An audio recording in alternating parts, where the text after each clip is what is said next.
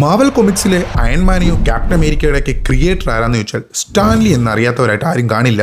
എന്നാൽ സൂപ്പർമാൻ്റെ ക്രിയേറ്റേഴ്സിനെ നമ്മളിൽ എത്ര പേർക്കറിയാം?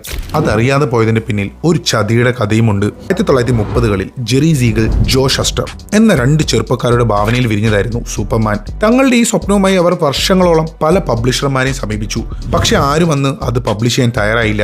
അങ്ങനെയാണ് DC കൊമിക്സ് സൂപ്പർമാനെ പബ്ലിഷ് ചെയ്യാൻ വേണ്ടി വരുന്നത്. 1938 13 പേജുള്ള ആ കഥയ്ക്ക് അവർക്ക് അന്ന് കിട്ടിയത് വെറും $130 ആയിരുന്നു. എന്നാൽ ആ പേച്ചെക്കിന് പിന്നിൽ വലിയൊരു ചതി വേറെ ഉണ്ടായിരുന്നു. സൂപ്പർമാന്റെ എല്ലാ അവകാശങ്ങളും എന്നേക്കുമായി DCക്ക് കൈമാറുന്ന ഒരു കരാറായിരുന്നു അത്. പിന്നീട് സൂപ്പർമാൻ ലോകമെമ്പാടും ഒരു തരംഗമായി മാറി.